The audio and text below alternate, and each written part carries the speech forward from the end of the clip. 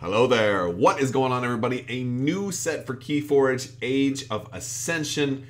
This is huge, big news. A whole lot of new stuff coming out, a whole lot of new cards, and a lot of old cards too, a lot of new keywords. All 7 houses, they are going to each get some new tricks, but still have their same feel. And we're going to look through some spoiler cards, some of the new keywords.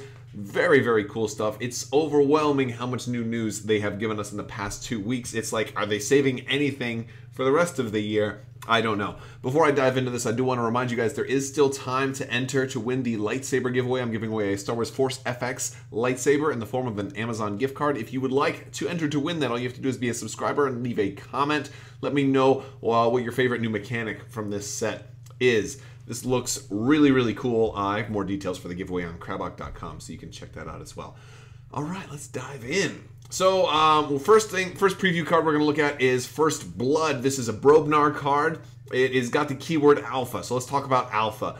Alpha is you have to play this card. You can play this card before doing anything else in your step. You can only play this card before doing anything else in your step. Has to be the first card you play.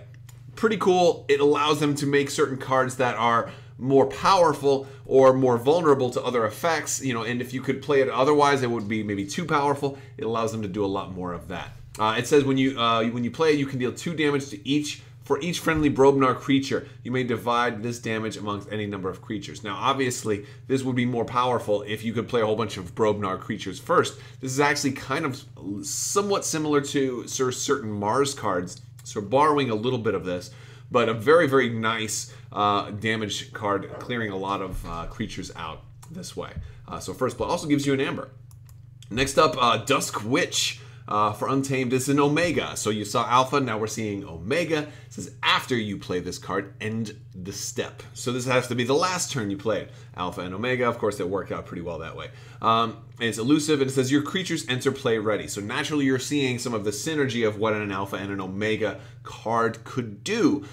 This card obviously would be way more powerful if you could play it early, but since you have to play it last, you have to put it out there. It has to survive a turn for you to take advantage of it next turn, because you're not going to be entering any other creatures into play after you play this, because you play this and you're done. So that's cool. We've got another Omega, Unlocked Gateway. So we've already seen Gateway to Dis, but now there's a different type of version. This one doesn't give you chains, but, well, it has to be the last thing you do. Destroy each creature. So you're no longer going to be able to clear the board and then summon 3 of your own creatures. You're going to have to clear the board and say, oh, by the way, you can get the first opportunity to start repopulating the board. Pretty cool synergy. And by the way, our little symbol is down here at the bottom as a new symbol for this particular set. For shadows, we're getting Lamindra here, who has the new keyword Deploy. And Deploy makes sense because, all right, so when you're playing KeyForge, right, you can only put creatures on the outside. Deploy says this creature can enter play anywhere on your battle line. So you can deploy this creature in between 2 other creatures, which is an ability that you have never been able to do before. And creatures with Deploy are naturally going to have some way to take advantage of that mechanic. Lamindra is going to give her neighbors the elusive keyword. Very, very cool for defensive creatures or other creatures, kind of like the Dusk Witch, for example. Well, she's already got elusive, so other creatures that you need to stay alive. So maybe not the Dusk Witch. Maybe the Lion Botram. Deploy. Lions Botram's neighbors get +2 power. So again, giving stuff to your neighbors, pretty cool ability. And you can deploy them right there in the middle of your line. Good stuff. Now, Witch of the Wilds is not a new card. However, this is an example of how certain new cards, certain cards in this new set can be reprinted from old set. The number for Witch of the Wilds will be different. It says 369 as opposed to the other number. This will have this expansion's set. Now, every card is not going to necessarily appear in this set that was in the previous set. There's only about a little over 100 cards from the older set that are going to show up in this new set. But just because a card doesn't show up here, it still can. So just like you have Mavericks already, you can also have legacy cards that were basically deemed too powerful to be in this set, so they're not in this set, but maybe they still will. So that'll be kind of like your ultra rare is your legacy cards. You can still have Mavericks. You can still have now Legacy cards, which are cards that were basically not even available in this entire set. which represents a cool new aspect for them to be going forward. Any card that ends up getting phased out and just doesn't appear in future sets always has that off chance to just show up in a deck somewhere. So I think that's maybe the coolest aspect of this new set going forward, is that there's an even wider variety and a wider chance. And as new sets continue to come out, there's always going to be that offshoot chance that you get that really, really old card that comes in, kind of like that Channel Fireball combo from Magic the Gathering that just happens to show up out of nowhere. Like, I got a Black Lotus. 10 years later, I got a Black Lotus, you know, like, so something like that would be really, really cool. I'm using Magic references, but you know what I'm saying. Oh, Bait and Switch? They didn't have Bait and Switch. I mean, I don't know if Bait and Switch is one of the cards that won't be in the new set, but if so, then getting a Bait and Switch as a Legacy card would be really cool. I don't know what the symbol for Legacy. I imagine it will be an L, though, since Mavericks, you know, all right, we'll see. We'll see. Okay, so for Mars, we've got... this one is kind of a cool one. No new keyword here, but he cannot be used while it has a non-Mars neighbor. So if he's by himself, that's fine. The idea is he has to have a creature that's a neighbor to him that is specifically not Mars. Okay? All right. We've got Archimedes, who is Quixo's little buddy, Quixo the Adventurer. He is elusive, and he's at the end of his... each of his neighbors gains destroyed, and you can archive the creature. We've got some interesting new takes on Brobnar creatures, some more passive creatures from Brobnar. We have Kulf the Quiet, a power 6 creature, so very, very strong. And elusive, so a defensive ability. You know, he's just like, leave me alone. Interesting, he's not going to punch you back the first time. Very, very strong to see such a powerful creature with elusive. That's a little awkward, and I'm curious how well that will actually work out. Similar, the Lollipop the Titanic is not really Lollipop, but that's what I'm going to call him for the entire... It's actually Lollop, but I'm going to call him Lollipop the Titanic.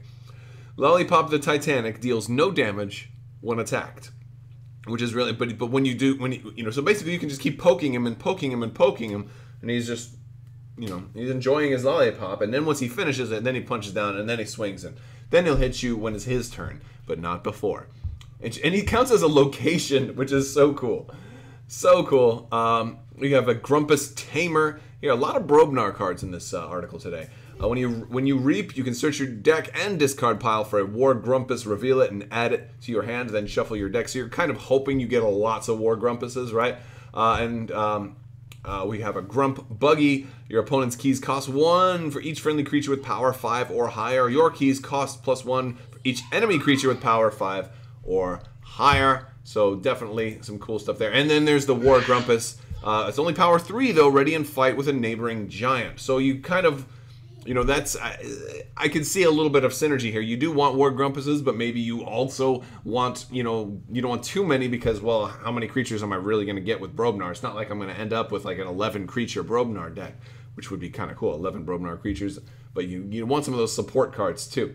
So if you've got your, you know, your Grumpus Tamer, he's only 4. The War Grumpus is 3. That's not going to work too well with something like the Grump Buggy, which you know, you want lots of power 5 creatures. So you know, all of this stuff kind of works together if you have it in the right balance.